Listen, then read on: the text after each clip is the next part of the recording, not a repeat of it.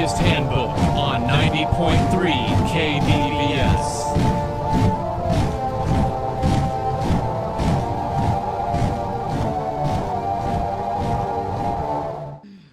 You're listening to the Anarchist Handbook on 90.3 KDVS with your hosts, Clay Norris and Brian Moen. And also today we have Rebecca Peterson, opinion editor of the California Aggie, who we've had before. So thanks for being on as our guest again, Becky. Thank you for having me. Yeah, and the reason we're having Becky on is because we've been talking about feminism, because when we've been hanging out recently, we were thinking we should do a show on it, and Becky's studied that stuff more than we have. But Becky and I have both read some academic journals of feminism, and we've read some of the same articles, so we had some overlap on that. And so what we're going to probably do is just play it safe and not give our own theories. We'll probably just explain some theories from some famous academic feminists that we've read and try to relate them to anarchism, because this is the Anarchist Handbook and we're trying to endorse anarchist views. Although, of course, once again, we should say KDVS or its sponsors and ASUCD aren't endorsing any of our views. So anarchism, to be brief, as we usually go through, it's just too simple. We don't mean no government. We just mean two simple principles. One is a general skepticism towards all authority and any of the information which they themselves create or endorse or disseminate.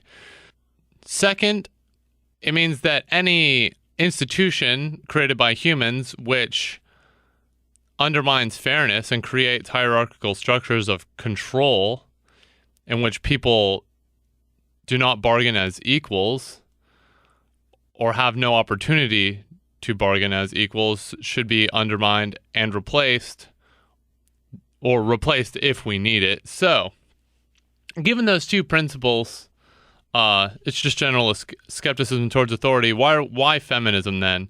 Why is feminism anarchist, essentially? We should probably start by defining feminism. A lot of people consider feminism to be the striving toward equality of sex and gender, but feminism also includes racial equality, sexual orientation equality. It runs the gamut.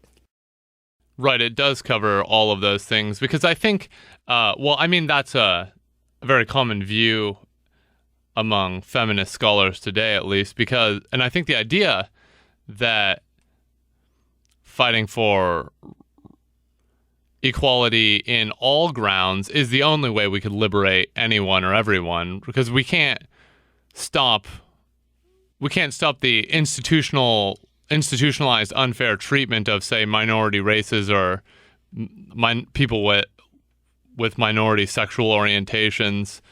It's that we have to liberate all of them together, because just liberating one, for one, won't work, and for two, misses the point of liberation in the first place. This was a big problem during the first wave of feminism. When blacks were fighting for their right to vote at the same time as women, it became a competition, and according to a book I read once, it led to a dispersion of resources, and the people that won in the end were the people in power who were able to delay both the black vote and the female vote. Actually, this is a slightly tangential issue at this point that we're getting that into it in the preliminary introduction of what we mean by feminism. But this was sort of the downfall of the socialist movement in many ways in the United States. It got very factionalized. Of course, the CIA and FBI did have active plots to undermine communism, in quotes, and blacklisting Hollywood actors and other artists. And actually, fun fact, not a lot of people know this.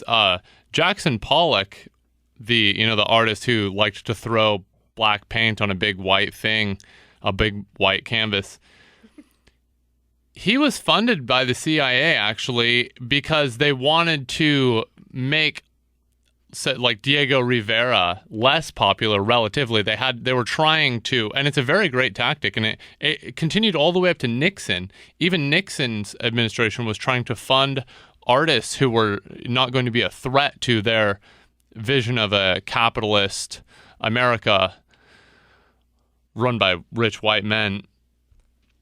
Yeah, that artistic movement that was, I guess you could call like state-funded is oftentimes referred to as a type of pop art because it's easy to market and it's not subversive to popular ideals among, say, an established group of people.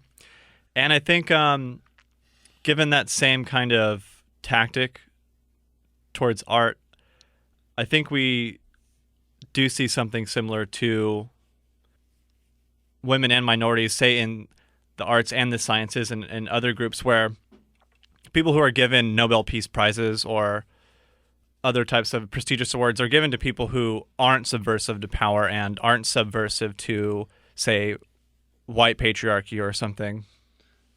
Yeah, like Barack Obama receiving the Nobel Prize and then expanding the Afghanistan war and then killing U.S. civilians with drones.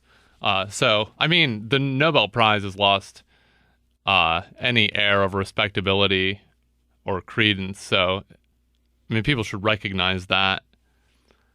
But anyway, we should have been skeptical of any prize coming from some group of rich people anyway. People naturally, as we say on the show all the time, naturally endorse things which uphold their interests. So, I mean, like Richard Feynman won the Nobel Prize and he was a physicist. So, for example, I mean, he sounds, as far as I know about physics, sounds like he did some really good and innovative work. So probably not every person is just some elite ideologue. But if I would assume that the Nobel Prize's history follows that same trend of which things the elites choose to fund. So that was a large tangent away from feminism. So feminism, as we were talking about before, as it exists today among scholars, is attempting to be a part of a broad liberation rather than simply let's liberate women, it's let's liberate human beings. So... Yeah, and I think in feminism, the goal wasn't to put women in any sort of extra advantageous position over non-female groups. It was merely to actually be equal. I mean, that's always the impression I've had. I think that's not how the issue is sometimes twisted in mainstream groups. Sometimes the issue is, look at feminists, they want extra than everyone, or they want special treatment, and I don't see respected feminist writers or figures making that claim. I think it's more of let's empower all groups so that one is not more advantageous than other, you know? I think a lot of that critique comes from people who don't understand their own natural privileges and the privileges that come with their embodied status. Oh, right. And of course, privileged groups always see when another group who's disempowered trying to empower themselves. Of course, they see it as that group asking for special privileges. If I were simply to assume, to use a sort of Chomsky-style argument, which I've heard him make on this very topic, if I see some other group trying to get political power, but I already have that political power and I regard that political power as mine, then naturally I'm going to think, hey, why does this person want my political power? That's mine. Why does this person feel entitled to what's mine? But in reality, I'm feeling entitled to the power in an illegitimate way. But when you live a life such that it is dependent on this illegitimate power and you grow up that way to no fault of your own, the natural lens you see it through is that the groups are asking for special privileges rather than, the privilege of equality. Also, I mean, one issue you're highlighting is how feminism is treated in the mainstream media, which the mainstream media take on this topic is actually one of their lowest points. I mean, the mainstream media, we could never end in our discussions of the problems with it, but the discourse on feminism that comes from it is so wildly confused.